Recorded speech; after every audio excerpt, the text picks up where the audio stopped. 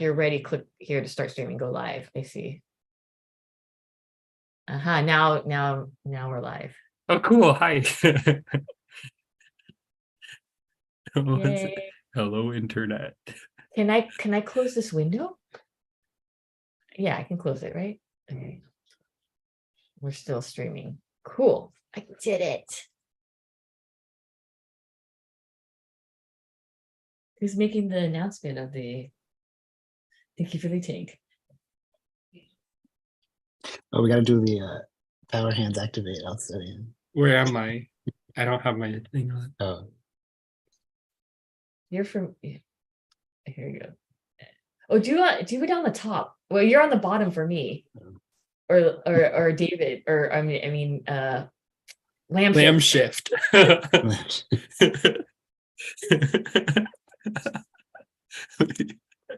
yeah, we are, and then we say together in unison. Oh yeah. We are gathered. We are ready. 1, 2, 3. For real? We are gathered here today.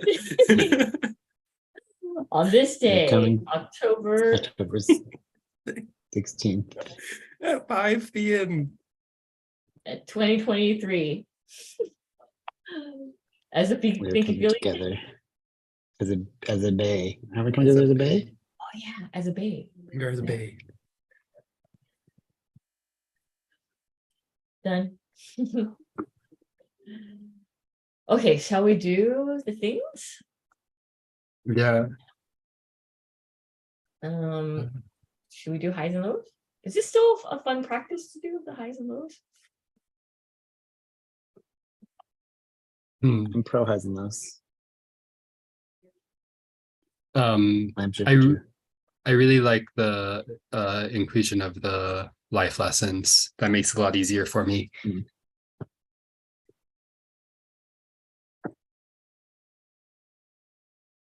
Who wants to go?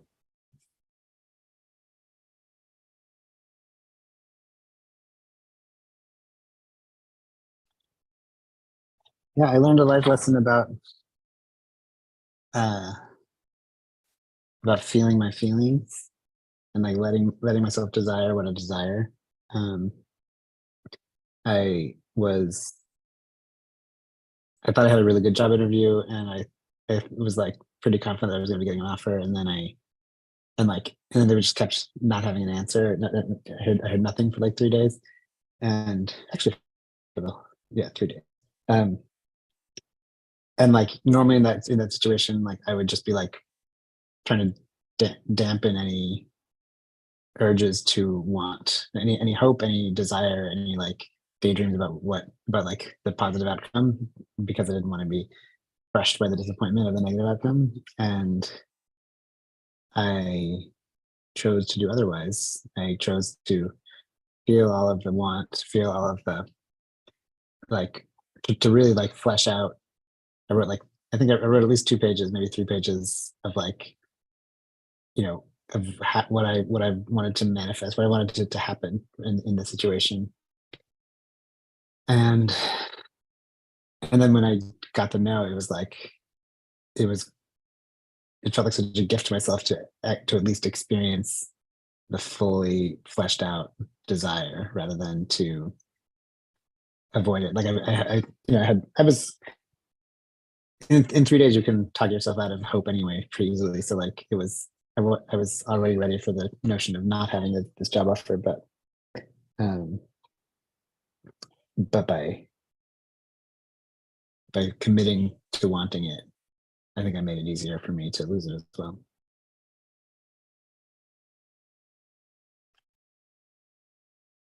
It's really nice to hear about.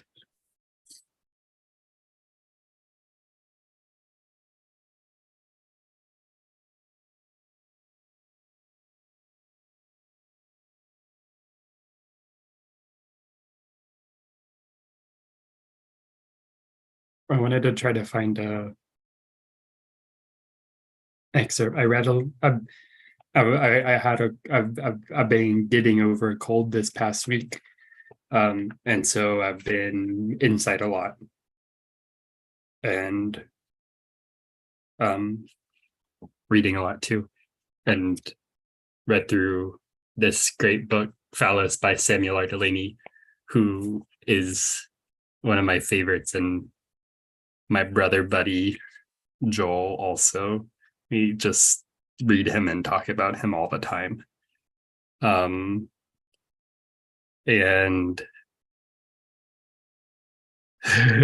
there's what made this a life lesson is just whenever I read one of his books for the first time, and especially whenever I get to talk to somebody who also has read it and really appreciated it, we're like, this guy just has the way that he communicates and explores ideas. It's like, so it feels like it just makes life so much better.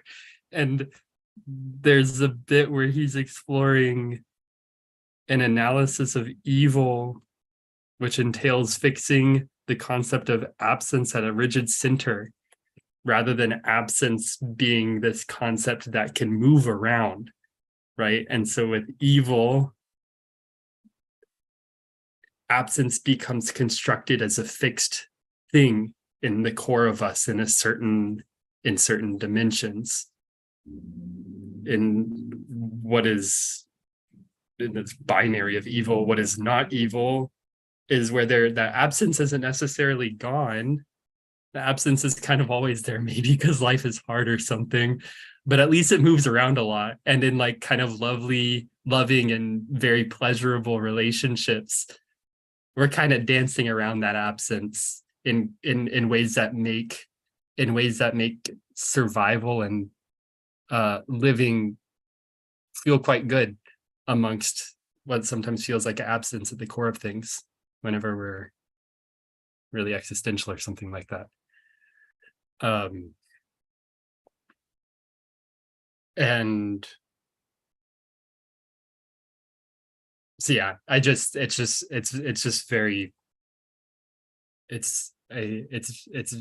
I mean, this isn't unrelated to the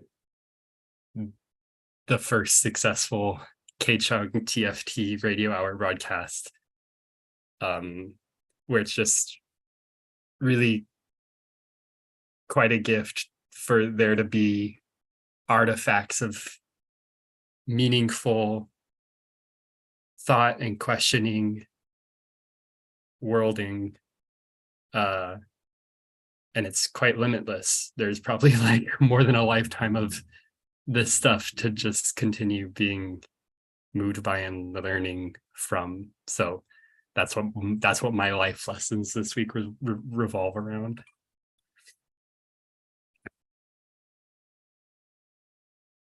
I love it. I love both of your life lessons. So good.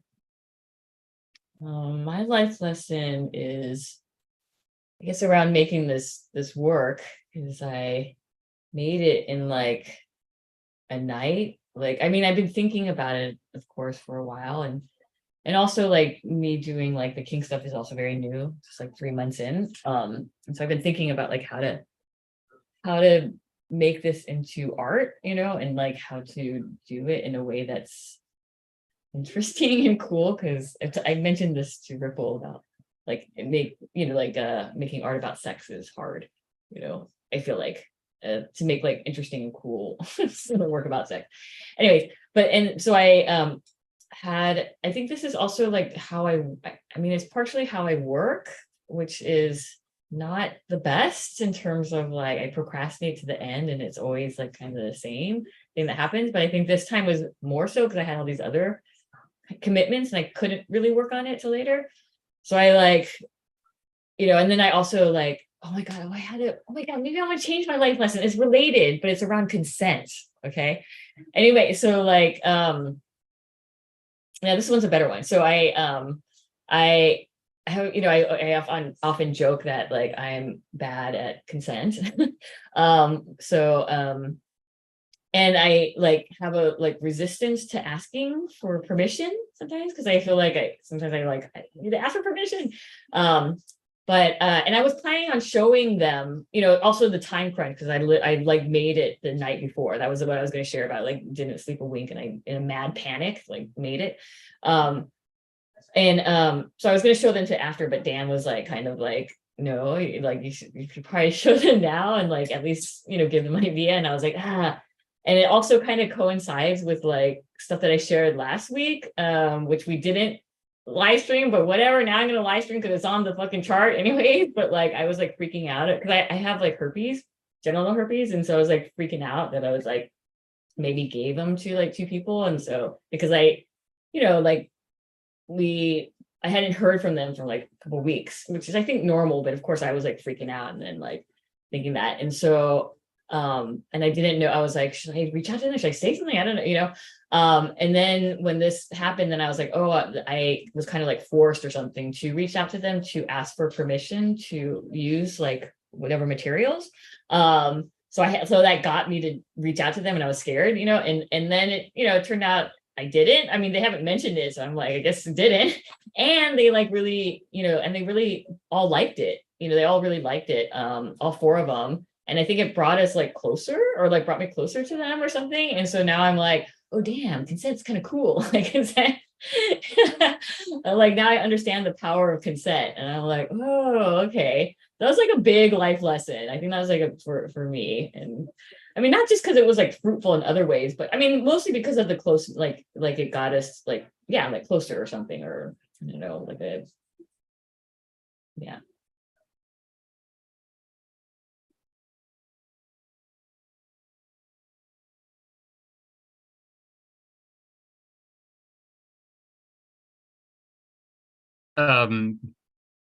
There's some good sharing. This is sweet sharing. Here's the agenda. Okay, I'm going to quickly go over the updates. So yeah, so I do want to talk about the radio show, but before that, I know that I've installed. Now that all the deadlines that I have are done, like the 3 main ones. Now I can like focus up on like TFT stuff and like the webpage and doing things like the tiny health and figuring out how to pay tiny health. So that's what I'm going to do this weekend. Also, I had to reach out to Andra, who I didn't reach out to after I mentioned that she said that she would be interested in coming. So I'm going to reach out and see if she can come next week. I don't know. Are you 2 available next week? It's like technically a rev school meeting. But I can ask if Andra can come next week. Yeah. Ripple. I'm not completely sure where I'll be, but I should be able to join. Yeah. Okay, cool. We'll see. I'll see if she can do it, and then so then we can. I think she's like, yeah, has a lot of information I think would be helpful and fun to talk to. Yeah. So that's that, and yeah, and then Ripple's Ripple Tank. I love that I can now put Ripple's Ripple Tank in the agenda. Like updates on that, and then also talking about the KCHUNG show. Nothing. No updates. I'm away from my materials for the next 3 weeks, so it'll be just noodling in my noodle. Maybe I might. I think the thing I might do is write some code to customize the color change of the little LEDs that I'm going to use. I think the last time I talked about it, the next thing for me to do was to try a point source LED rather than this, like the focused beam I was using, and I haven't done that yet. So that's still the next thing. But in the meantime, I'm going to play with color, RGB colors. That's all. Cool. I have noodle food for that. To coming from the close read of TFT1, so that'll be cool to talk about a little bit too in that part of our conversation later. Cool. Yeah. The radio show, how was it? How was it as like both like the person on it and someone listening?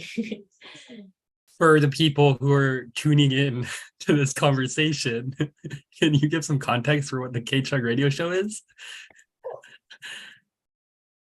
Okay, the KCHUNG radio show is it's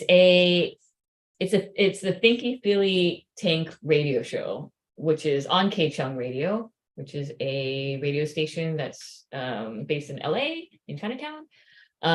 It's kchungradio.org. And so we we just premiered, meaning Rev Schools, specifically Gradient and Saffron are like the main hosts of that show. Just premiered the first Thinky Feely Tank radio show, and that happened last night. And it's a monthly radio show that broadcasts every third Sunday of the month from 6 to 7 p.m. Pacific time.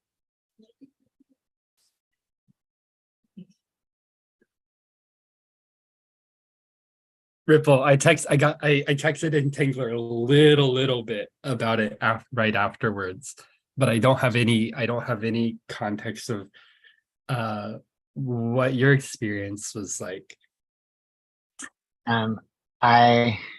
It was really interesting to be shifting from like this fundamentally three people relating to like this idea that they're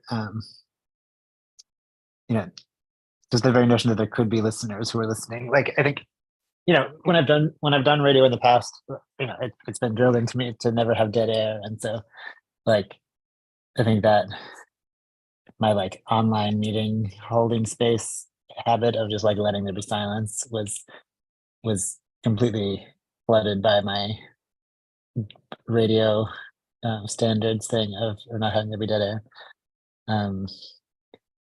And like, so we made this choice, or, Gradient suggested that we turn off cameras so that we're also having the audio only experience in the Zoom. And that was I was really glad we did that. I think, I do actually think that like having a nonverbal, like being able to gesture to each other to like say like, you take this question or something could be nice, but I think it wouldn't be worth the like staying in the audio dimension for the thing. I think that's that's a more valuable thing. And then I think it really did go fast. There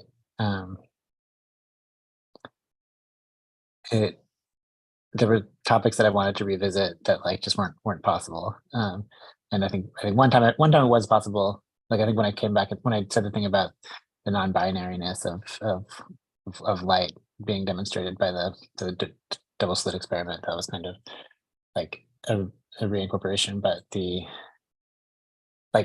I wrote down this thing that Andra said about when you were naming your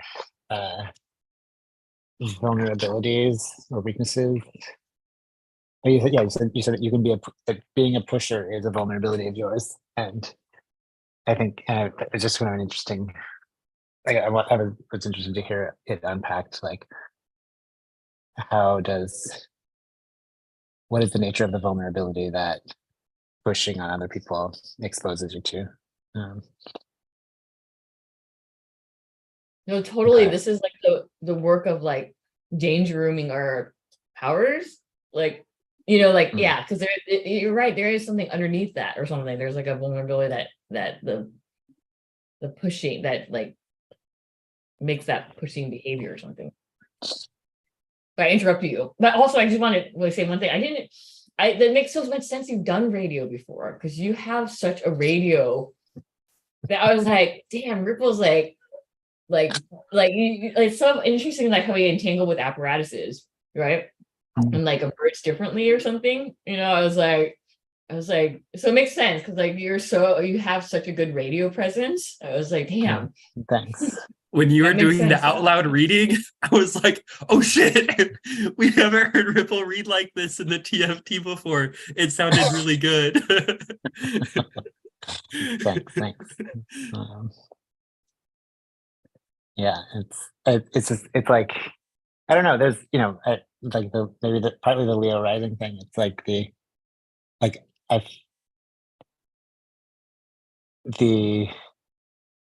spotlight the spotlight does sort of energize me, and like feeling any amount of like understanding of the norms of a performance modality is like, all right, I will do that.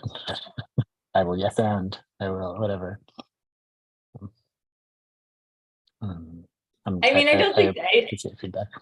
You were like, for me, you were like the way that you kind of like to perform this kind of like yes and like robotic, like you were like so on it, like you were like how you like would pick up like, like connect things or like pick up a certain conversation and like, yeah, like kind of is, yeah. And the things you were saying were so good, so great. Thanks. I wish actually I'll get a transcript going right now for the archived thing.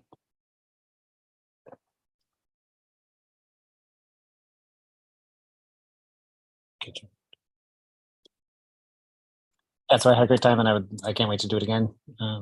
And I do wish, like particularly, I think in the last 5 minutes when we were sort of like wrapping up, I really wanted there to be some music to like play us off, so that like we could know, like, because it was kind of, I think that the ending was, I think both the beginning and the ending were a little bit awkward in terms of like, okay, bye, all right, thanks, bye, sort of stuff, and it would have been like a little I bit. definitely think we little bit should of, have music, like intro and outro music. It's a good idea. Yeah. It was fun. David, do you think Lamb Ship, damn. Lamb Ship. Okay. Do you think you would want to join us on one of these radio shows? Maybe. No pressure. Yeah, maybe. I really, really enjoyed listening to y'all, and I really liked having that perspective.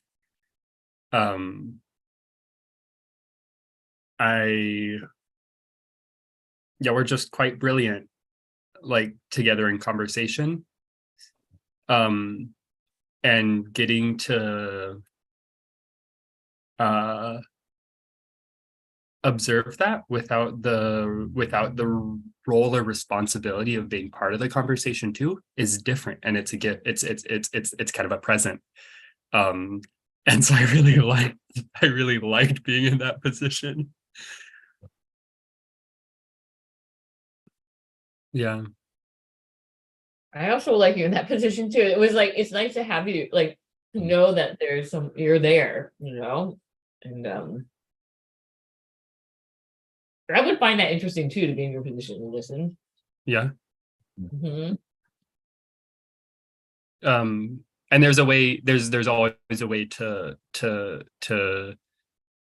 design that in, like, there's always a way for the radio show to intentionally exclude any of us as active members of the broadcast in order for the opportunity to listen in instead. That's always an option, right? It's always an option, right? Yes, I love that. Yes. Yeah, it helped. It was good to know you were listening. And it looks like Charlotte was listening too. Yeah, I was gonna say that. There was something else that I was just thinking of. What were we were talking about? Playing the music to play out, then talked about y'all just being quite brilliant. Me listening versus participating. Oh, right. That's the thing. This is maybe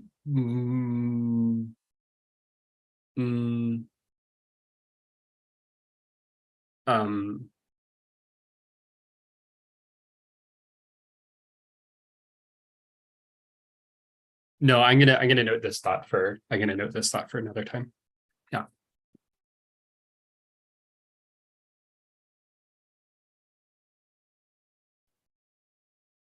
Cool.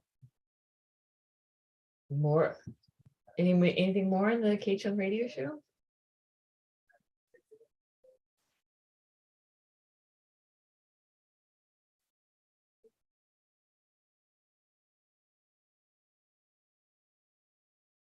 I really appreciated Gradient's questions. And I think having the spontaneity of responding to that was really nice. I think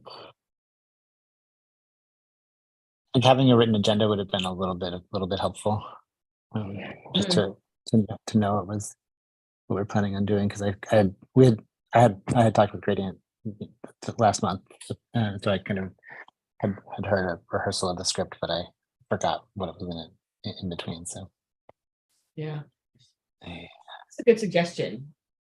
I could pass that on to Gradient about having agenda, because I also didn't know either. And I was like, and then like Gradient gave that amazing intro. I was like, oh shit. like I had to get a good intro. Your intro was so good too. And you did that on the fly. It was so good. Yeah. I'm glad it worked.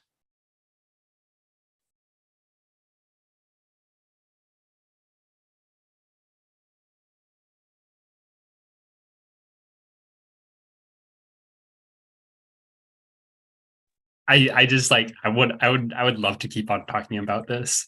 And also I know that there are other things that we were planning on talking about today that are important too, in that conversation about radio stuff.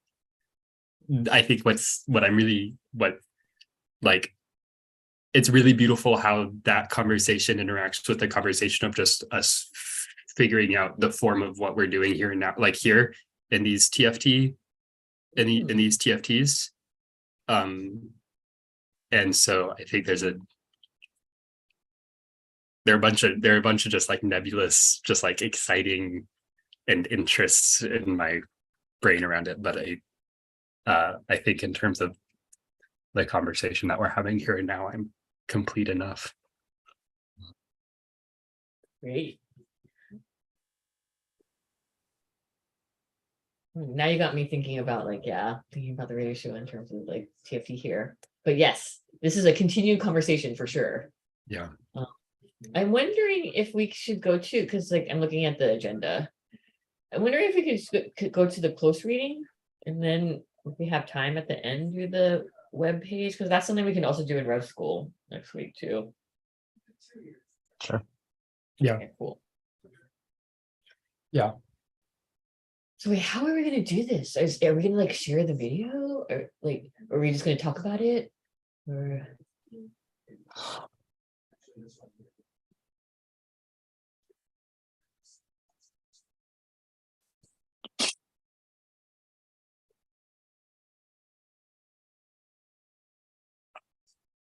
I can say some of the things that I would be interested in talking about. I have like a page of notes, and then some things that I'm like, oh, I'd be especially interested in talking about this stuff. And I can do that. And then if y'all have stuff to do in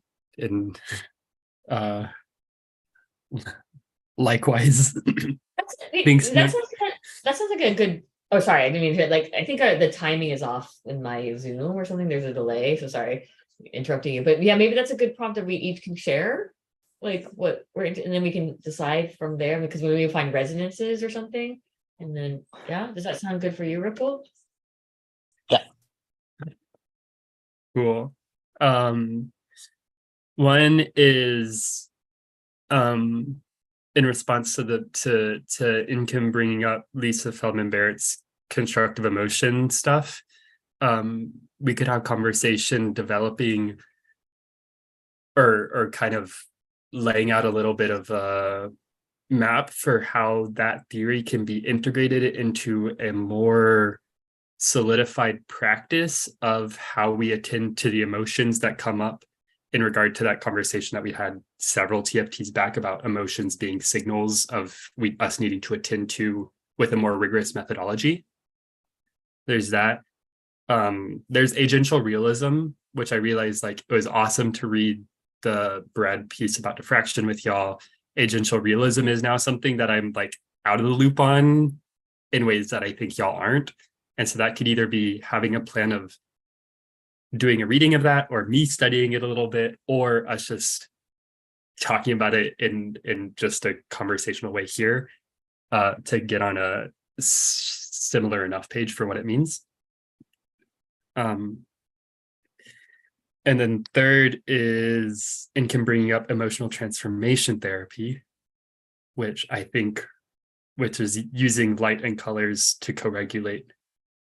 And I think there could be interesting stuff with the ripple tank, and that could also feed into TFT3. Interesting. So that's what I'm coming in excited about.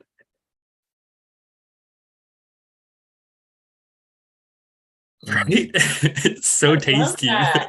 I love that. Now I'm excited. This was so good. Yeah. You're like doing the applied thing, like you're like taking it, in, and you're like making connections and applying it to these other things, and then being like, oh yeah, we can do. I love the going through the Barrett book. Is that her name? Yeah, and like coming up. Yeah, like so that's so good. And then you have the thing about the using the light, whatever they were for, like, and then thinking about the ripple tank, like Ripple's ripple tank. It's so cool. Love it. I'm going to note this Ripple, stuff in the chat, and I'm going to note a little synopsis of what each of you say too, so that we have it to refer back to. Thank you. I'm looking through the transcript, the think pieces of the transcript that I copied into my notes. Like I usually didn't have my own notes. I was just sort of it was things that I wanted to revisit. And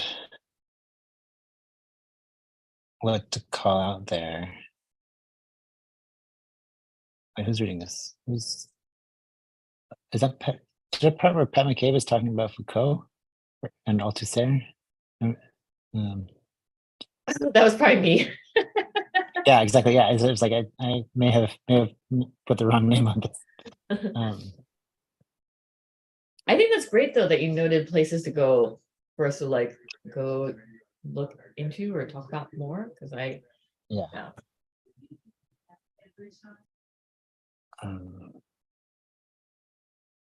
And some of them are from. So I see this. The agenda says we're starting at hour 2 minutes and 32 seconds in, and I have a bit of stuff from before. Yeah, right. So there's the reading. That reading is from before, and that is clearly you, because you talk about. So apparently the universe is composed of unknown and unobservable substances and forces that make up 90% of the universe. So when I learned this, I was like, really, like, I was like, whoa, like the universe is so vast. So yeah, that's definitely our entangler.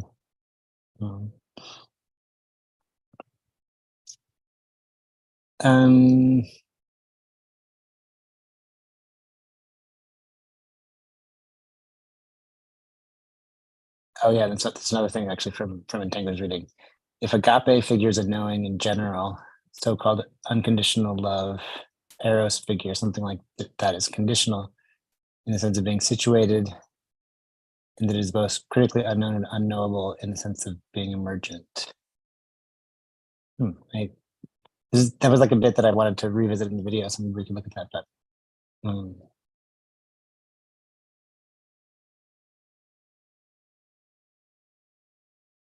this thing that Nkem said at 2:35, the overfocus in the trauma world on the autonomic nervous system at the exclusion of the other network systems of the body. And I think that was something that I first heard in April from that. And I think I've been seeing it more recently, like not to reduce us all to our vagus nerve kind of thing.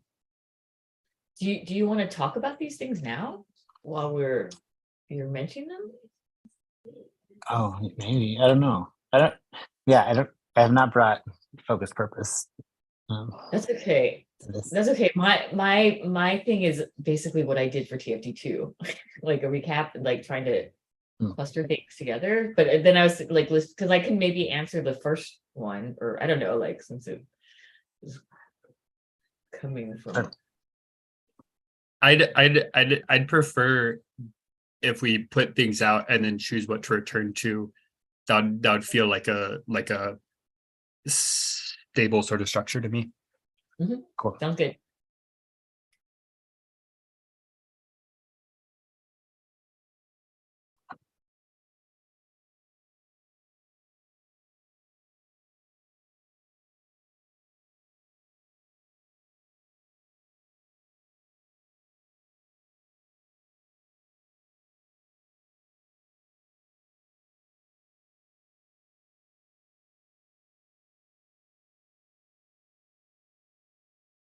River at 2:54.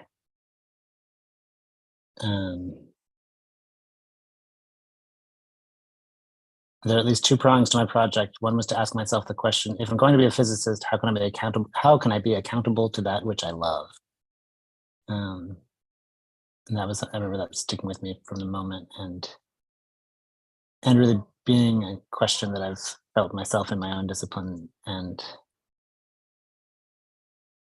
continue to try to find an answer to.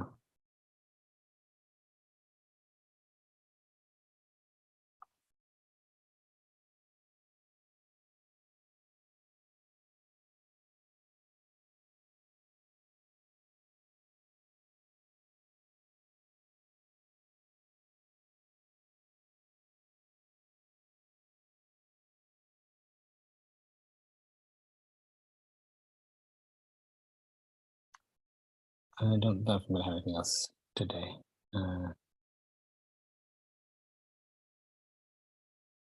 I would like to talk about emotional transformation therapy too.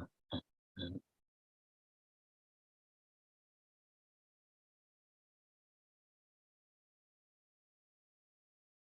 Wait, what was that last one? Emotional transformation therapy that Lamshift mentioned, that Nkem mentioned, also connecting with the ripple tank and using colored light as part of it.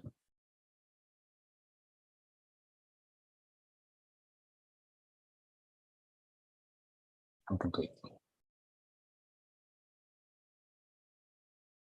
Oh yeah, my thing is, yeah, like what I kind of recapped in TFT2, like how I recapped TFT1. In TFT2, I kind of found similar, I don't know, things that I think all three were kind of getting at, but in different ways. So one of them is like interrelatedness, which is something that Pat said a lot. Network systems, which is Nkem, and then entanglement, which is like broad, or interaction. So like, I guess I'm kind of interested in like, maybe because I'm thinking about making some, like having some kind of publication or some kind of something that's more accessible than watching like a 5-hour thing that kind of, goes through the ethics, and then from there we're building the TFT ethics. So yeah, so that's one thing. I think there are 3 categories, and that's to start, but I would be interested to kind of go through and like maybe find more or something. The other thing is this like conceptualization, which of experience with Pat McCabe. That's like Pat's big thing, which I think about all the time now. And like I mean, I think, I mean, for me, it really connects to Bayes, because belief entities, symbolic universe, all that stuff. It was just like this conceptualization space. And then I mean, I'm relating, Barad didn't talk about this so much, but I'm relating it to their like ethical onto-epistemologies. And yeah, but that, I don't know if I'd have to look more to see if Nkem, I mean, I think just by Nkem being a somatic practitioner, that it is more like body and not so conceptual. So I think that could be something, a theme. And then the other, what was the, oh, I thought there was another one. I mean, there's also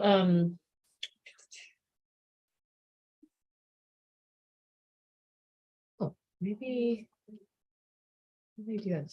Sorry, I have to look. Oh, language, something about language.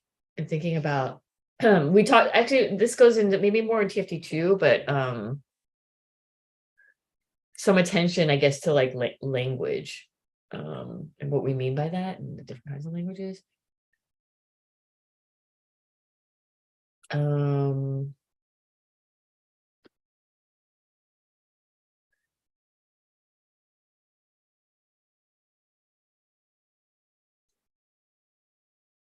then I love their, all 3 of their kind of parting words. The Pat's, like the question I always ask is this placing life at the center? Rivers is how am I responsible for that which I love, which Ripple mentioned too. And then Nkem said the body doesn't lie, but it can get the time wrong. Yeah.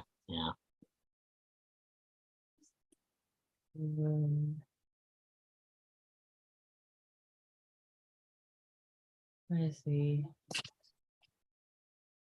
I mean, there's also like smaller stuff in here. I mean, not smaller stuff, but like the question of like what is a machine, which we talked about a little bit, and like what, because like River's like, what it like, this is what they said, like what is a machine? What does machine mean in this case? What constitutes a machine, which I think is different than what constitutes a technology? Are we just talking about computing systems, or are we talking about technology in a larger sense? What constitutes the way in which these key terms are being conceptualized? Intelligence, artificial, machine. What's learning? What are these various categories? And they're not necessarily the same as one another. I would argue that machine is not the same as mechanism. Is not the same as technology. And another thing that Barad also was emphasizing about this, like that concept is something out here, that maybe even concept and conceptualization is also like is material too, so maybe about making that kind of connection, because like what happens if we think about conceptualization as out here, like the cloud or whatever they say, and if we think about it as a material, the conceptualization of something, maybe it would, curious like what that would do, or how it would change our relationship to it.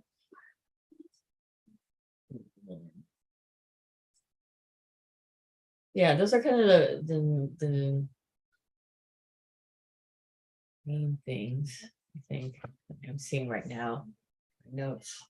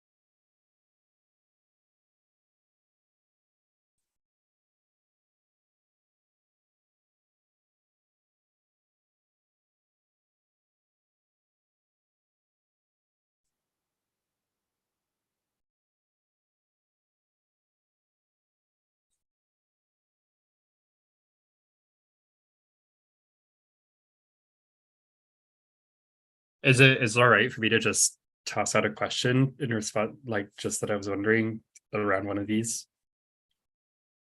I think River literally asked the question, where do beliefs reside materially? Right. This is kind of speaking to that last point that you brought up in Tangler. Mm-hmm. Where do beliefs reside materially? Mm-hmm. Do y'all have any initial ideas? Yeah, I think like I think there's a couple ways that I think about it, is like a materialist, like kind of perspective in which like concept, like even where everything can kind of be broken down into matter, like it has some kind of matter, like atoms made out of something, like, so that therefore even thoughts can be broken down into like waves or something, like it has some kind of materiality to it. So like brain waves or something, like so like a materialist, I guess, would like say everything's kind of material, and that maybe there's not like this ideal, like materialist versus idealist or something, space in which there's no substance at all, like no matter, like what, like that's actually really hard to imagine because our world is so matter, like, so if that's one way. And then I'm also thinking about it in terms of like conceptualization, like how Barad insists that like like the discursive and the material in terms of material discursive don't pre-exist each other. You know what I mean? Like they create meaning, or whatever. The meaning is created when they're both like together, when they come together and then co-produce something, right? And so therefore like the discursive, which they say is like, is not some like something out there, like the theory isn't something out there. So I think of that also in terms of like that it's like inextricably tied to our matter in terms of like how that might affect our emotions, for example, like having a belief or like a connection to a thought, like a belief system might inform our responses to things, for example, and how we perceive like our symbolic universes, which has a direct kind of like bodily response, and that then, it's like we can't separate that from our mattering. So I think in that way, it's also material, and also it becomes materialized. Like, for example, like this is when I think about like systems or like systemic oppression or something. So like some group of people had this idea, right? And then they materialized it by making it into law and like embedding it into medicine and like, like institutions, and therefore it becomes materialized, and then it has like serious impact on, people. So those are kind of like three ways that I think about it. Awesome.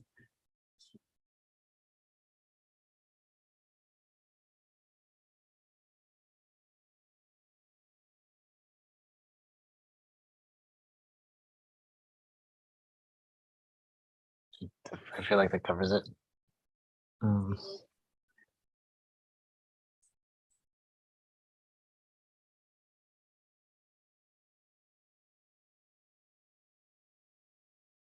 Yeah, there's something about belief, like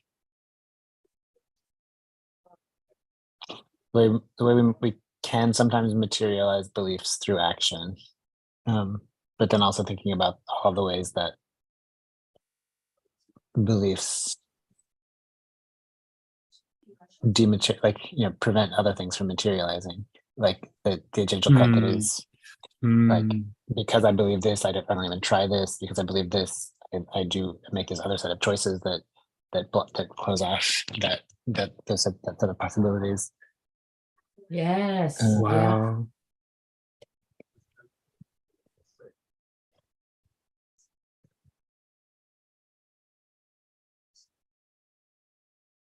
I thought you were going to say something else. I think,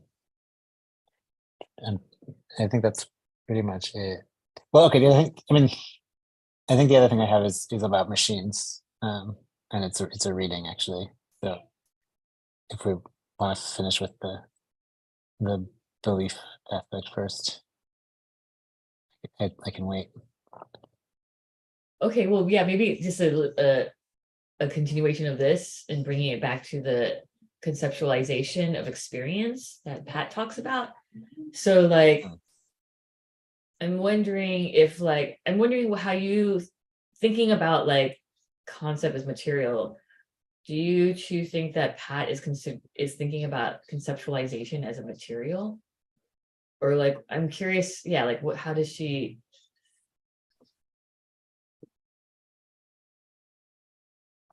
Or like what happened, like, okay, so the conceptualization of experience becomes dangerous. I don't think to use that word, but like, because it creates symbolic universes, because it like it gets us into focusing on, I'm doing this thing that also Broad was always like, why are you doing this? Like, I mean, they didn't say that exactly, but I think when people are gesturing like this, they're probably like, it's not over there, it's in here. But yeah, I don't know if I phrased that question. I remember seeing a study years ago about like when people are given like trauma management, like immediately after experiencing a traumatic event, like say you are in a school shooting and like trauma therapists are on the scene and they like start working with you right away. Those people end up having like more trauma than people who are given any chance to like deal with it on their own for a little while. Like that conceptualization, that like the frameworks in which we like try to address trauma in some situations at least can make a thing that someone might be able to say like, oh, that was a crazy thing that happened to me, but I'm going to keep going about my life. And instead those people were like taught like your life has been just completely blown up, like you're never going to recover from this or whatever. And so that can, like, I think it's an illustration of how like conceptualization and like sort of painting preformed conceptualizations onto experience globally can really warp people's experience of things. That is reminding me of something in this book where Resma Nkem talks about something about going to, a survivor. I think those are the words that he uses. Too soon or something. It like breaks some kind of, like it. I guess like it creates. It doesn't allow the person to like come about it themselves, and so that's like why it's like not. It's like actually like not good for the trauma processing. I have to. I was gonna trying to find it. It sounds like exactly the same thing. So yeah, I might have heard that too. I have that book. I have not read it all, worked through it all. So then that's like the concept being. Is it the concept that the people who have experienced a trauma, or where's the concept part? Yeah, that like the sort of imposing your conceptualization of like what someone else's trauma is going to be, like can create what you're trying to heal. Mm-hmm.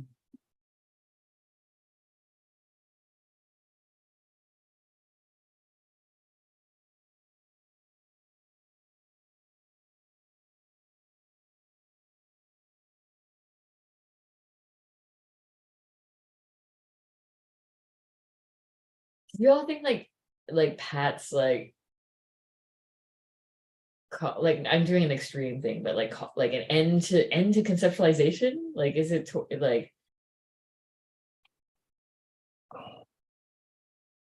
Or maybe it's just like the dominance of conceptualization, because usually that's what it is. It's because one thing is dominating, like not allowing for other kind of ways of being. I feel like conceptualization can be a useful tool, but like you can't let your tools own you. You need to like use them with awareness and understanding of their limitations and constraints.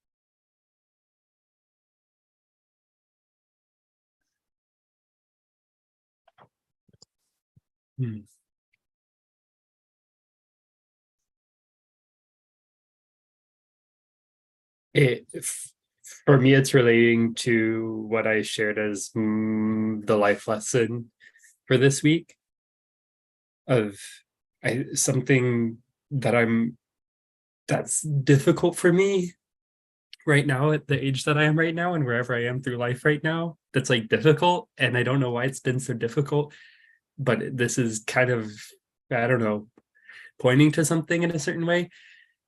Is like I'll just get so what I'll say in my mind, and I think this is language that comes from TFT1. It's like, Davey, we got to slow our roll with this media. Like, we're just like, what the fuck can we do right now that isn't just like consuming more media? And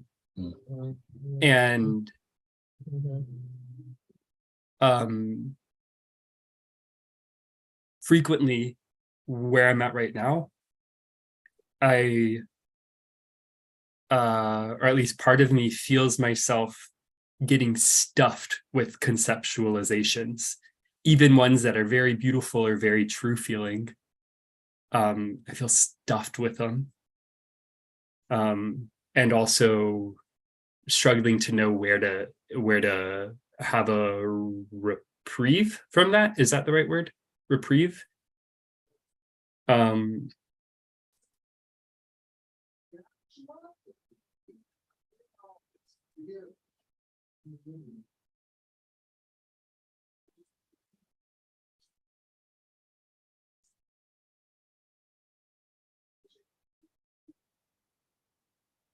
And so maybe that's another like condition to put on this question that you asked in Tangler about our relationship with conceptualization and whether to like posing this question of like down with all conceptualization. It's like, well, particularly feeling in a state where I can't have a break from conceptualization. That's just the pits, and I know that like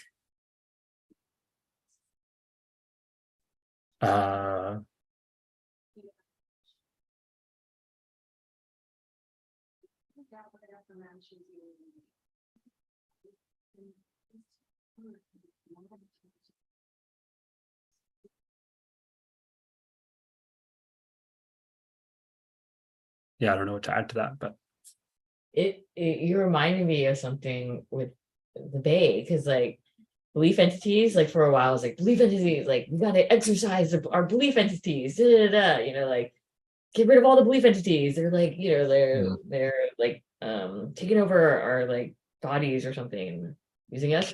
Then I was like, oh, poor belief entities. Like maybe they're also like living things, you know, like.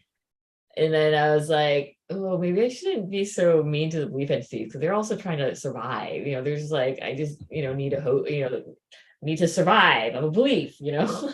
And that kind of like shifted, I think, my relationship to it, and being like, okay, maybe it's like, yeah, befriending the belief entity, because it's there for a reason or something. And like, so I'm wondering if like similarly, if we think about conceptualization, the way that Pat's talking about it, as like material, like how Broad might say, does it make it like living, you know, like a living thing once it becomes material, in terms of that, like it might change how we have a relationship with concepts if we consider it to be, you know, a living kind of shifting, you know, not, you know, like an entity that's always, you know,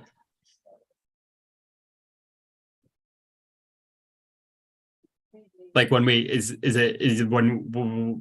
one way we can see them as material is or regard them as material is by regarding them as like these belief entity beings. I guess so. Yeah. Yeah, I think that's helped me. Yeah. Wow.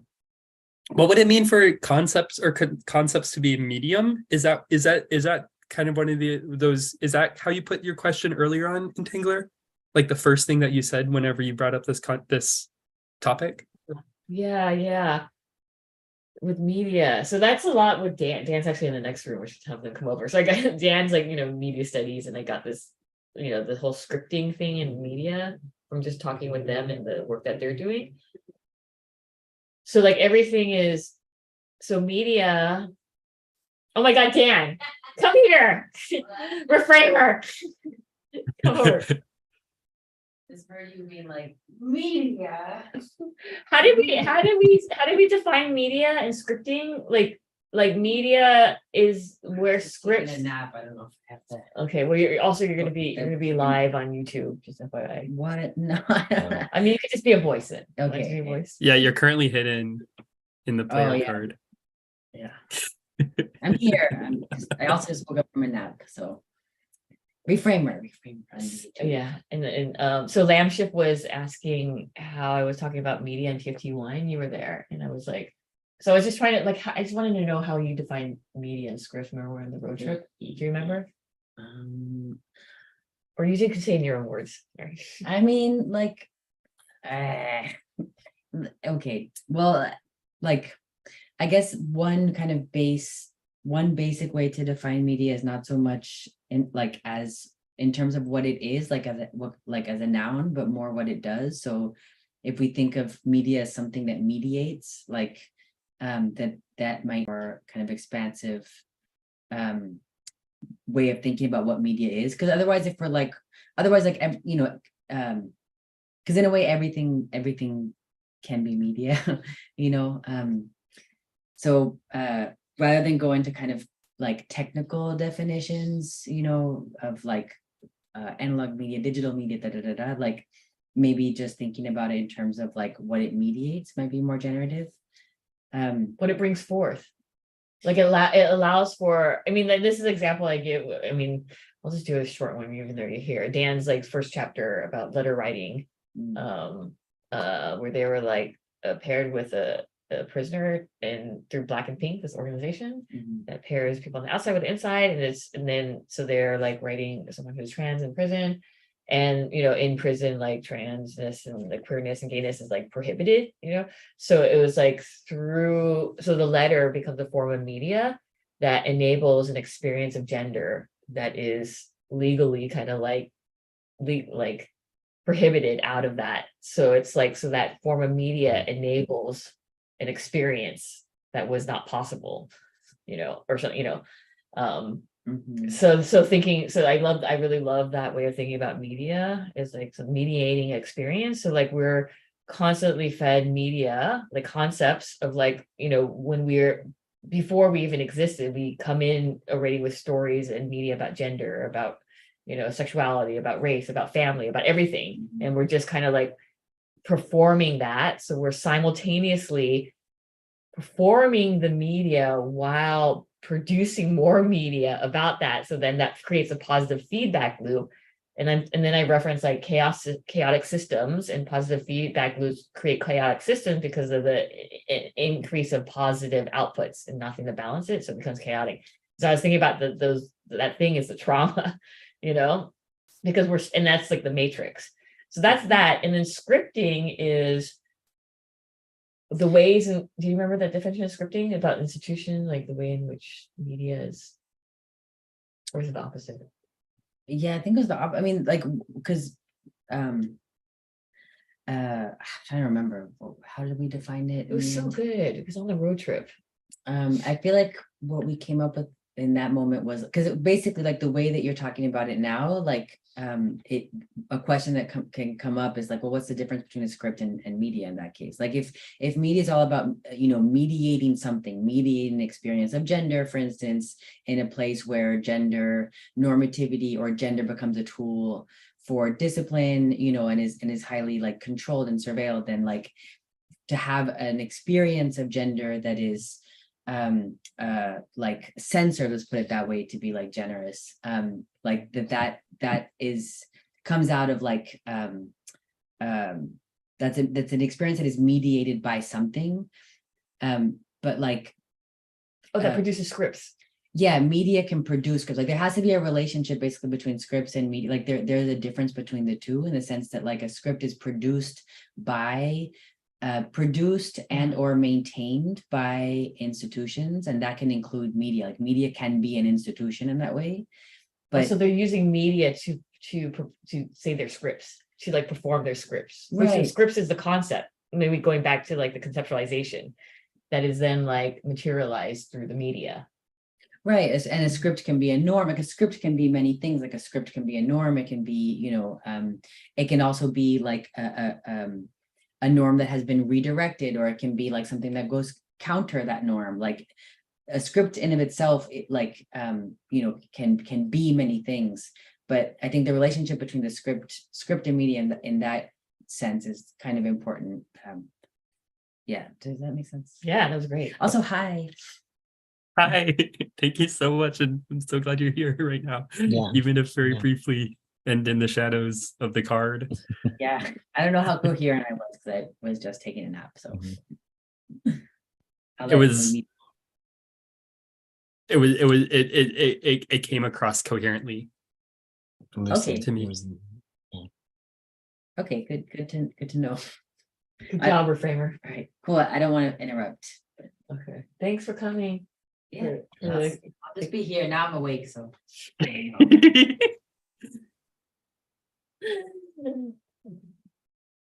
That was great. That was awesome. That was awesome. I don't know. So the radio show like got me just extra engaged in the fact that this is being streamed and a recording of it, and this conversation here and all the little nuggets in it are rich right now.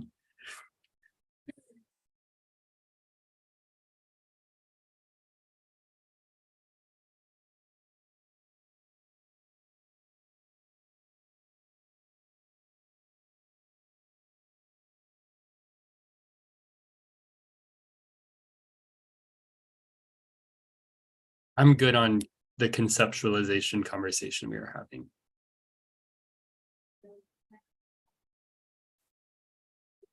We go to the machine question, Ripple.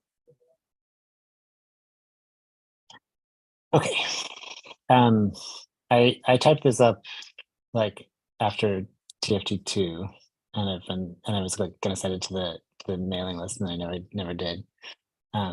It's readings from another book, from Assembly by Michael Hart and Antonio Negri. And like, it's about our relationship to technology, right? We have active relations to technology. We create them and suffer from them. We renovate them and go beyond them. Did we like- read it? Want to read the whole thing or no? Sure. Just as labor is not passive with respect to capital, we have active relations to technology. We create technologies and suffer from them, renovate them, and go beyond them. Instead of rejecting technology, then, we must start from within the technological and biopolitical fabric of our lives and chart from there a path of liberation. Human thought and action has always been interwoven with techniques and technologies. The human mind itself, as Spinoza explains, constructs intellectual tools internal to its functioning, conceptualizations, that allow it to increase its power of thought.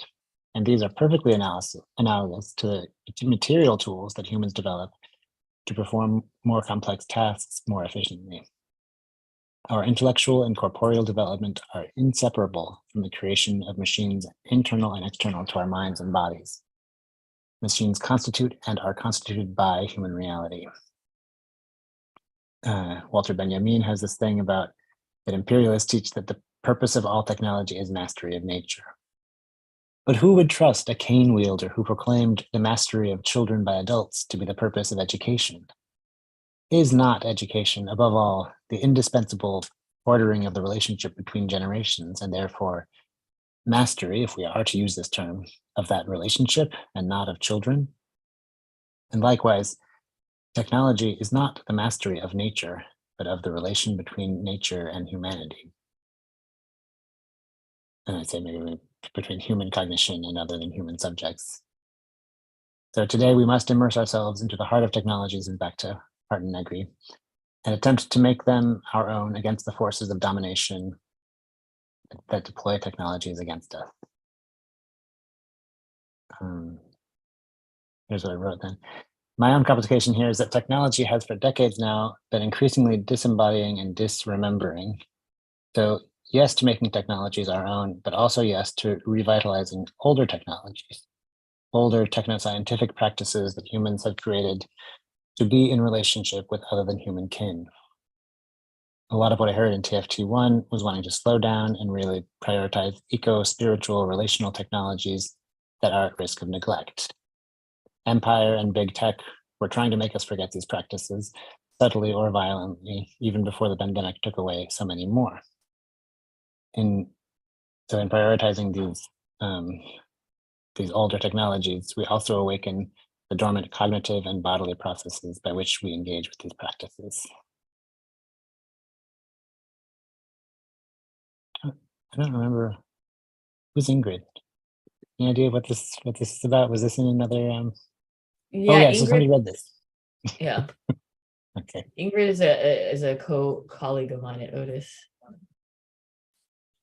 And they read this in the TFT2 or something?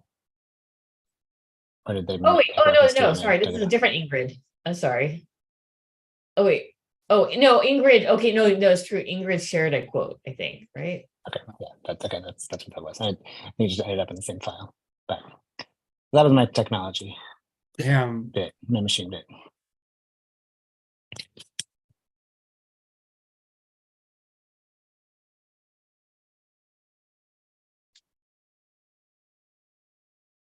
I think in the question of what is a machine, like I think the idea that it's only external to us when every machine is an apparatus that we have created, and I think we've talked a long time ago about how an apparatus is embodied knowledge. It is maybe this is even something McCabe's like, it is the materialization of our conceptualization, a mechanism. Yeah, which is like something that like Matrix, someone you all haven't met, but computer scientist person always like kind of bring like, because like all of it is made within like human, like I guess like humans ideas or concepts of all this stuff. So like it's inseparable from that. There's something, I was gonna say something, but I forgot.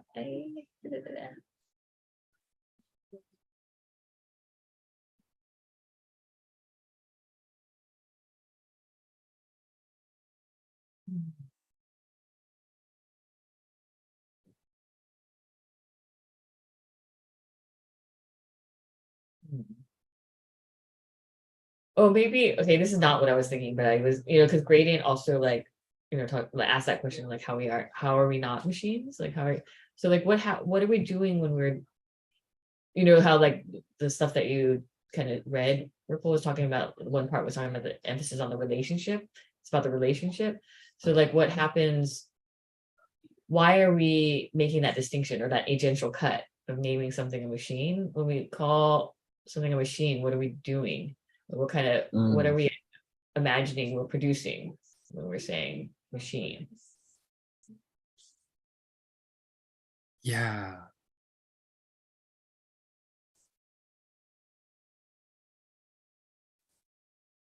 I mean, I think when I've used it like I'm a machine, I'm being a machine or something, it's like I'm like disregarding, what I want and need right now because I need to be a machine and go, so I think I do use it in this way that's like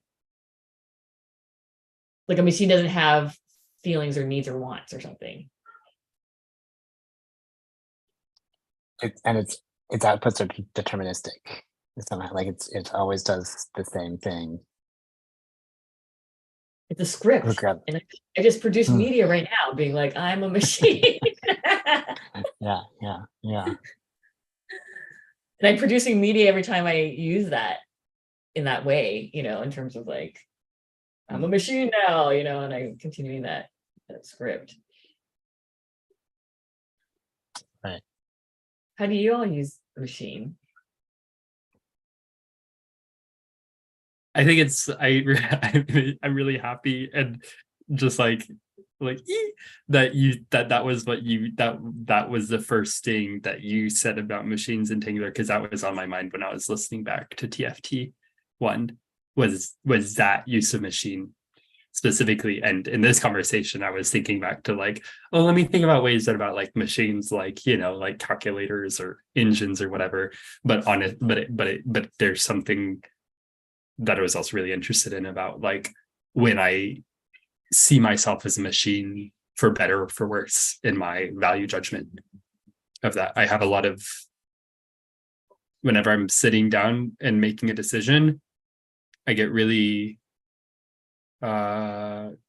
it's sometimes the decisions become a bit torturous because I'm saying, now lamb shift, you're no machine, don't treat yourself like a robot, do whatever else instead of what you would do if you were to be treating yourself as a robot, which is I don't know what that narrative is that I've kind of like taken in and kind of replicating through that thought process, but it ends up getting in the way of me caring for myself through certain like rituals or habits, because a robot me would have a strong adherence to ritual habits, whereas the non-robot me, whenever I'm in this headspace, should just do what I want to do and what would feel good. And it puts me in this bind that is mean to myself and doesn't feel healthy.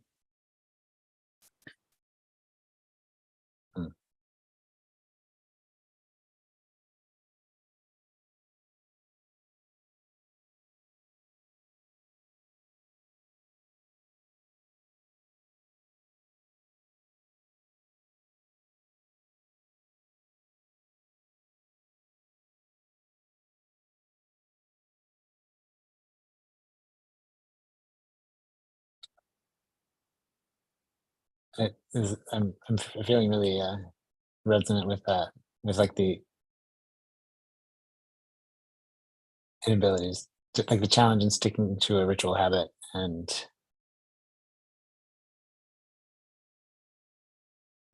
yeah, and I think that being another kind of script, another kind of even a medium, and it's kind of a growing edge for me to like find the grace for myself in like, I do it when I do it and it's okay, and like there are other things that I need, like that, you know, yeah, doing what feels good and not being mean to myself as a equally important to any particular habit that I'm trying to cultivate.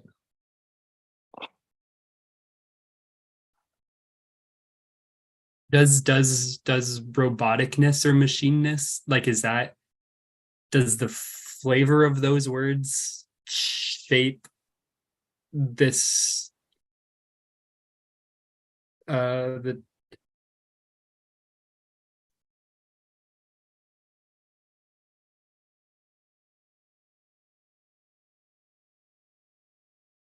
I feel like an android. yeah. Yeah. When Ripple was talking, I was like, well, yeah, but I also like started making me think about like, oh yeah, I also often say that I'm an android. And I'm like, what do I mean by that? You know? And it actually helps me to have like a curious relationship to feelings. Because I used to say like, oh, a humanoid android learning how to be human. And like learning what feelings are and emotions are. This is when I was like more like, yeah, like kind of just starting to get in touch with my body.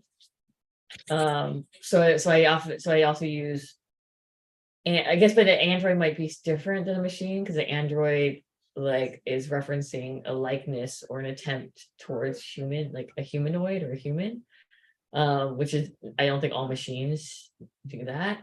I often wondered why like robots, or they try to make robots look like humans. It never made sense to me, but I also like thinking of myself as an android, because it gives me a little bit of distance or something, that I think is helpful for me, and it's like more fun. Like I'm a curious android, or I'm like, I'm Data or something. You're like,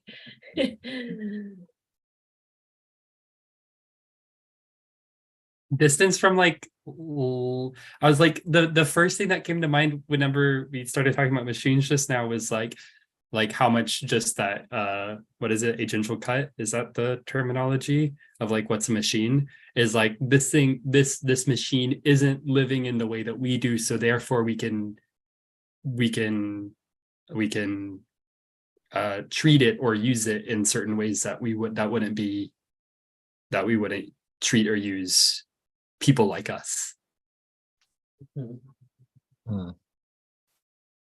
And that being an android also gives you that distance from like whatever your conceptualization of people like non-android people.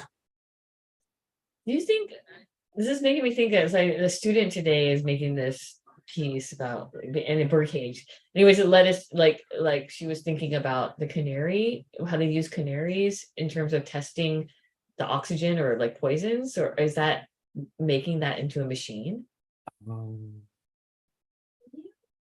making the canary into a machine. Yeah. Because it all of a sudden is like it's just like its function is to function like a machine, like a detector of sorts, you know.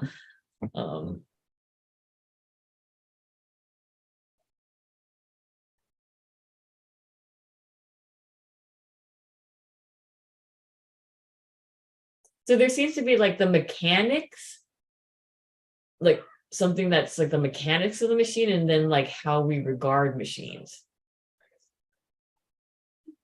Yeah. Mm-hmm.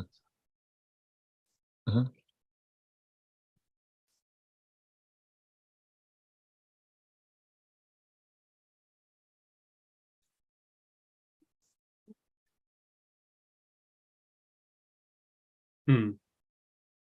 Why was River asking that? Because I think we were just like people were just like throwing around machine or just like saying machine, like.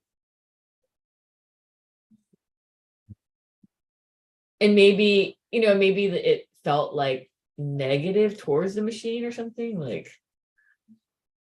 or like the idea that maybe the machines aren't part of the natural world. Oh, this is the other thing that I was gonna think of talking about, like something that Ripple said, the thing that I was forgot about, which is, yeah, like I maybe I mentioned this to you too, but I remember having a meeting with Mandy and Kay, a lot of from McDowell from TFT2, and we were talking about like the coded bias that came out. It had just recently come out on Netflix. And I like, you know, and a common thing that people say, and I said this too at the time, like, oh, it's not the machines that are racist, it's like the people who are programming it, right? That make it, you know, it's because we're racist that the machines are. And then, but then I was like, wait a minute, maybe the machines are racist, you know, and like because of maybe it's because of how we're talking about the discursive material, you know, the discursive is entangled with the matter, you know. So like maybe the hardware of a machine is racist, just like our hardware is, you know, because it is not separate from the social conditions that we also embody too, right?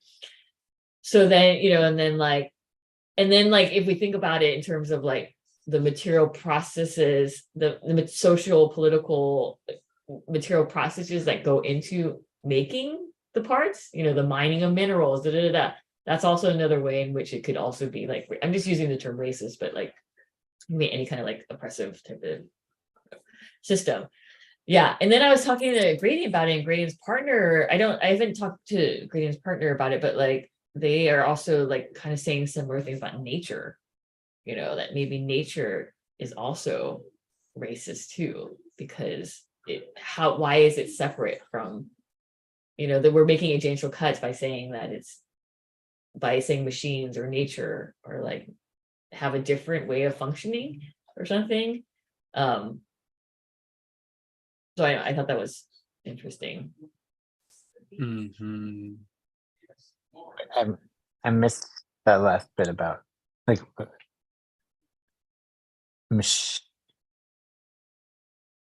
saying the machines have the nature, but to the different way of functioning is the idea is jumbled for me. Did you get the part about like thinking about like maybe if the machines are raised, like the hardware and like, you know, like whatever is racist or something, like, and then I was talking about Grady and his partner who was thinking similar things about nature, that nature is also racist too or something. Yeah, like in response to like, is this I wonder if this is reflecting back accurately.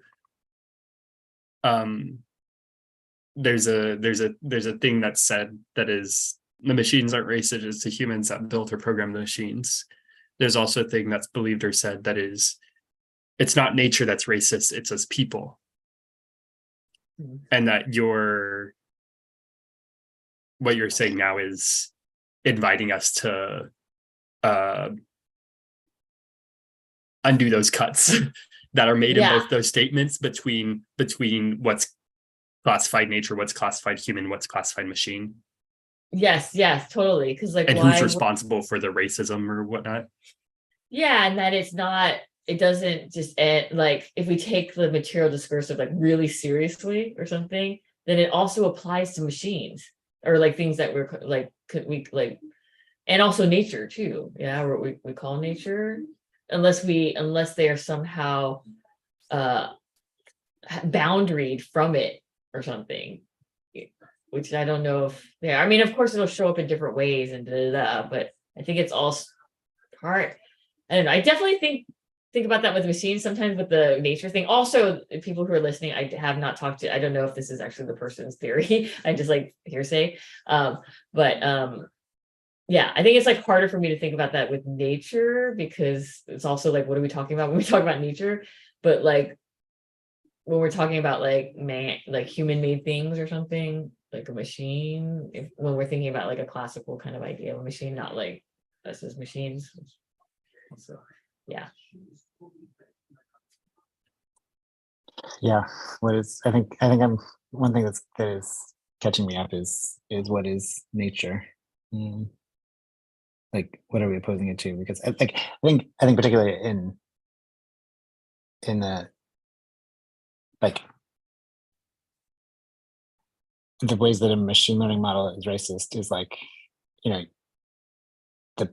the people who are building it are like, have a narrow understanding of reality, and then whatever, like it's like in the society in which they're obtaining the training that they're using to train the model has its embedded biases, and like and those like the whatever phenomena you're recording with your data are shaped by the racist society that they come from, the racist like knowledge management practices that have like determined what gets recorded and what gets ignored, the like all of the policy and other things that like shape who gets how much, what's the interest rate for a mortgage in this zip code versus this zip code, and like what kind of schooling is there and all this, and like it's hard for me to find a racist nature in there when the culture the culture and technology stack is all just like so imperialist and so colonial, and has already hacked all of the nature to death in that whole system. Mm-hmm. Do you think that like our cells are, you're reminding me how I came to this, like I think I like have we have capitalist cells or something, like our cells are like like it's cellular or something, and so then I was like, oh well, if I think that my cells could be capitalist or racist or whatever, why can't machines I guess I was equating the hardware, like the the things, not like the computing, like the AI component, but the actual hardware to be the cellular components of it, and that being possibly like racist too or something.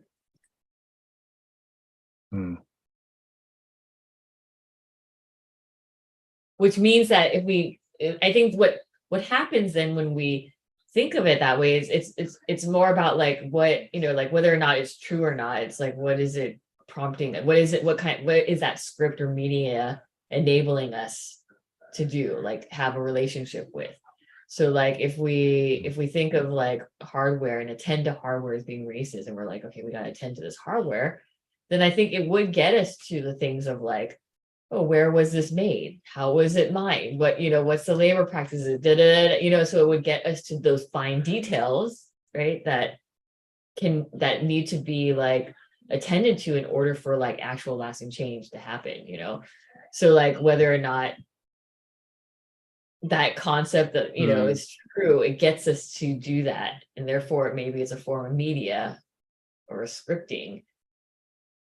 Yeah. That can get us to like attend to things.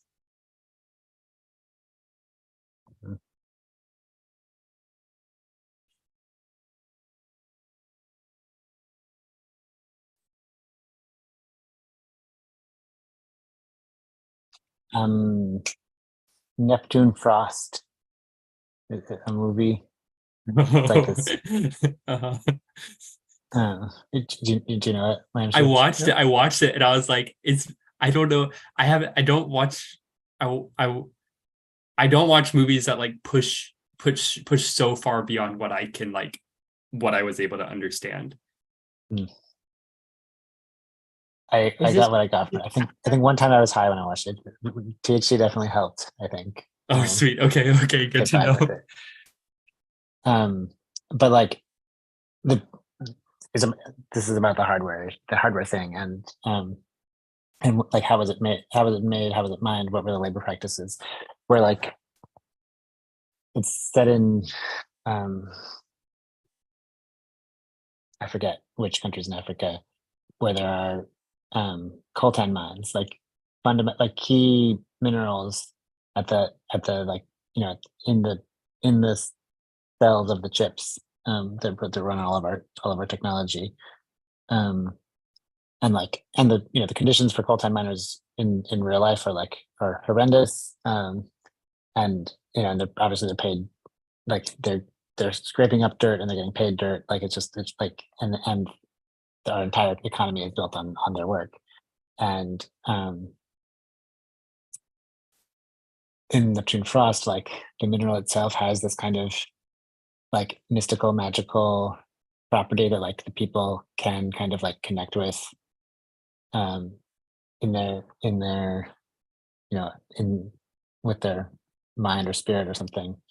And then also, again, being in the underdeveloped world, like they get a bunch of e-waste. They have like all this electronic junk. So like the people who have like liberated themselves from this cycle, like take old electronics and just like make new shit out of it, and they like create their own like stuff. So like it's like they're treated like trash to make the new things.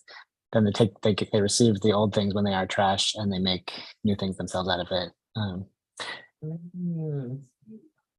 It's like, I don't know. Did you see the second Black Panther movie?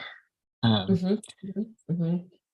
I think that the way that the vibranium is treated in that, versus the way that the coltan is treated in Neptune Frost, it's like I forget what my thought was about that. Like at the time, because it was so much more interesting what was happening in Neptune Frost versus what happens in the Black Panther movie, in the second Black Panther movie, in the relation of the people to the magical mineral. If we ever do TFT movie night, Neptune Frost would be awesome for it. Yeah. I want to see it. I've never seen it. I just looked it up. I would totally do If you movie have a- night. It's on Canopy if you have a I think library it's on card. Canopy. Yeah, I love Canopy. Oh, I have, I think, a subscription to Canopy through school. That's for school too. Yeah, Yeah. probably. Yeah. Ripple, what you read, the what you wrote out into thinking about maybe emailing out after you watched TFT1. That articulated stuff that is very that I hold as very core to, like, I feel like this is part of what I was kind of articulating last in our last TFT little gathering here, about like what it was the quote about, it's not about projecting technology, it's about our current situation with technology, how do we work with where we're at to move towards liberation in whatever ways are necessary, whatever forms and ways of liberation are necessary. That's not what it said in the thing, but that's just me saying a little bit more. And that's I think that more precisely gets at what I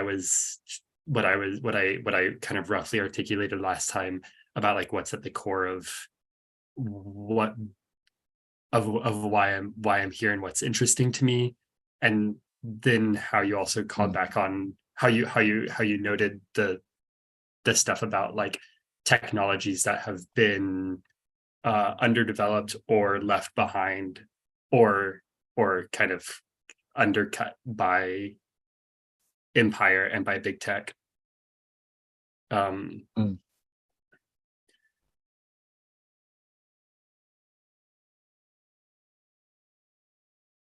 I guess I'm curious, as you're reading back to that now versus back whenever you wrote it, like in what ways you felt it articulating what some of the core why you're here is. Yeah, I think I think it even connects with the ethics we were talking about for our next episode of the radio show. Like, not enshrining, not like enthroning technology as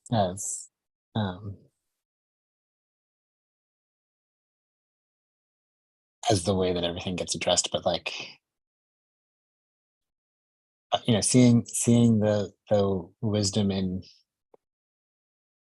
it's like the thread that threads through it, everything, like all, like, society as technology, like societal systems as technology, like ways that you build like a community living space, and the way that technology shapes how people relate to each other in the community. And like, yeah, definitely with a very broad net, like in sweeping up any kind of techno-cultural scientific system that, like, that fosters harmony, that brings us into connection and interdependence. I think it's definitely something that, yeah, that's like a seed of something that I saw in the call for Bay, that I definitely would want to keep germinating.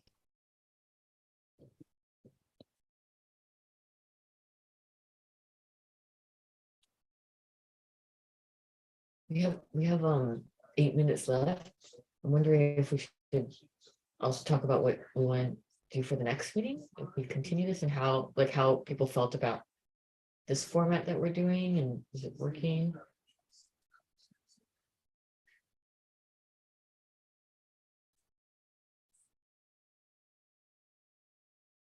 I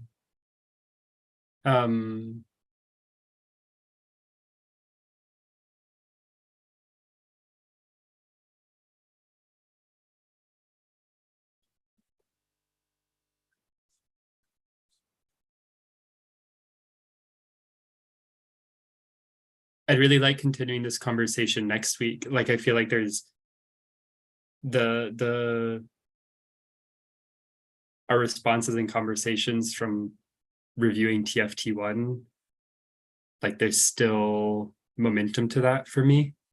And I don't know what I'm uncertain about, and I want to hear if y'all have any more certainty about, is if there's use in next week being more directed towards ethics or practices of our TFT, or if we continue trusting kind of this freer form conversation, kind of where y'all fall in security of us moving forward,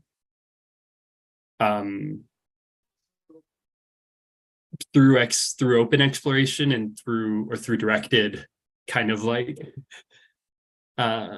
development or something like that. I'm curious. I'm not sure myself. Yeah, I feel I do want to, because you know how we all kind of recapped, and like I don't want to like not go back to those things, like Lamb shift your kind of 3 kind of points, like I want to go back to that, and then also Ripple's kind of like the kind of parts in which like wanted to like look at closer, and then I guess I would want to organize my notes more and see if there's any more. And yeah, It's like, I don't know how what kind of format that would take, but I would like to, yeah, it seems I'm interested in all the things that you all shared. But I'm also interested in this other kind of I'm wondering if maybe the next we continue kind of like address, like going back to the things that we recapped in the beginning for the next one, and then maybe I wouldn't also mind the more structured one. I think that's great.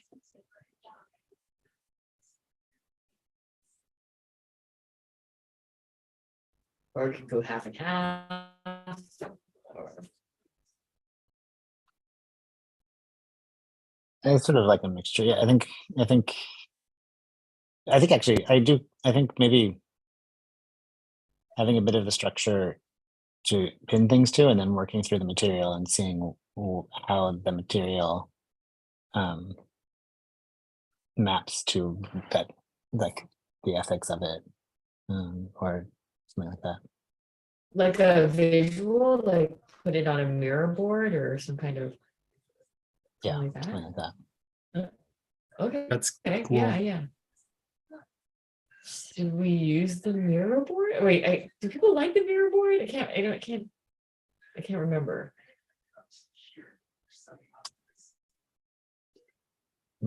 I haven't used it, or if maybe we used it once. I forget, but I'm down. I'm down with Miro. I have this impression of this current board being like kind of slow and clunky. I don't know if that's actually true or if it's a thing of my computer. Oh no, it is. It takes up a lot of something, power or something. Yeah. Could we start from a fresh Miro board, even if it's just a matter of is it possible to copy and paste between Miro boards? Oh, I'm sure. Like, would we be able to like? I don't know. I can answer Yeah, that. I mean, I can have a homework note to myself to answer that question. we can also work on a different thing, like, even Zoom has like a whiteboard thing, and like, there's like this, I don't know if you all Mac or not, but there's like this freeform thing, like there's these other kind of things, and we can always just like work there and then put it in the bigger one later, because I do think, yeah, the Miro is like takes up a lot of power or something.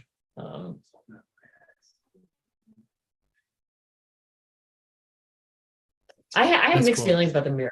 It's so like that. It's like it's like so big or something. The size of it trips me up or something. It's like really immense. Yeah, I like clean. Yeah.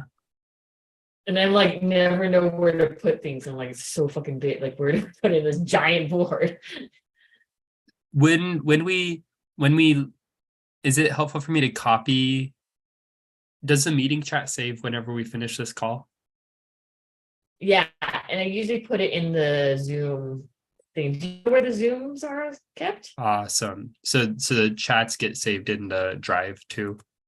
Yeah, it's usually in a folder, and it usually has the audio, a video version, the transcripts, and then the chat.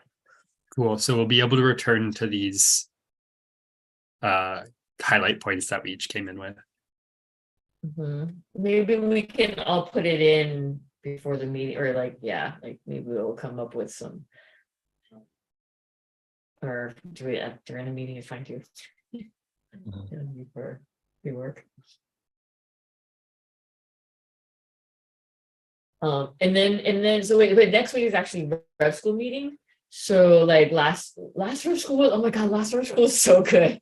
Ripple was there. Remember we were like with it was fun. It was so fucking good. It was so like it was, yeah. Anyways, but yeah, if you so we also worked on our cars, like Ripple. We got Ripple's name, and then TK is Fulcrum now, which that whole process was really great. Which was Fulcrum was one of Ripple's like possible names, and yeah. So I was thinking we're gonna like work more on the cards, because then there's still more to do with the superpowers and vulnerabilities, and we started talking about like restructuring the cards, and then also going to work on the TFT webpage language, or like what to because that needs to be done. So that's going to happen in Rev School, and then we after that we'll come back here to TFT and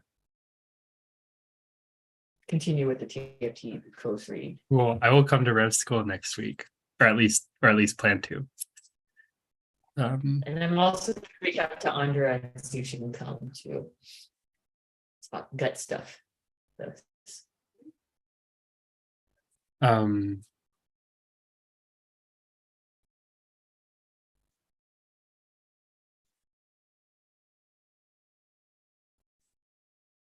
Yeah. What exactly 7. Yeah.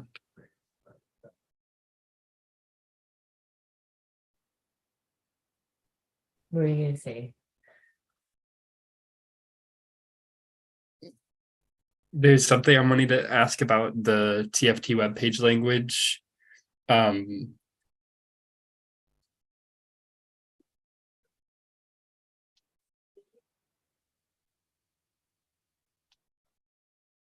Just checking in on like Entangler if the structure we're building in order to move forward, in order to work on that, is the appropriate structure, or is it a helpful structure to you?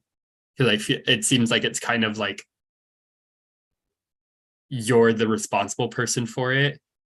And I got the impression at how you talked about it at the beginning of this meeting that like things are a bit more freed up for you now, and so that might mean some time to work on it. This isn't me being like what do we need in order for you to work on it? Instead, like, is it lingering in a way that's difficult for you because you don't have the appropriate structures? And is there a structure that I or we can help provide for this thing to not be sitting with you in that weird way, if it is sitting with you, and that it's be sitting with you in a tricky way if it is sitting? That's why I was having a hard time asking it. No, I so appreciate you bringing this up. Yeah, actually I would. Yeah, because I'm like kind of like when I was listening to you, I was like, oh, like kind of tracking through like what needs to be done. And I was like, oh yeah, like we need to figure out how to describe TFT, like on the webpage, like some kind of language about like what is TFT. So I would, like I was thinking that we would all kind of write that together somehow. So maybe like coming in with some idea of what that, like how you would describe TFT. I mean, Ripple did in the radio show last night, kind of use some of that. But yeah, we have to kind of like come up together with an agreed upon kind of description of what a TFT is, like how we want it scripted, I guess, on the webpage. Cool. You know.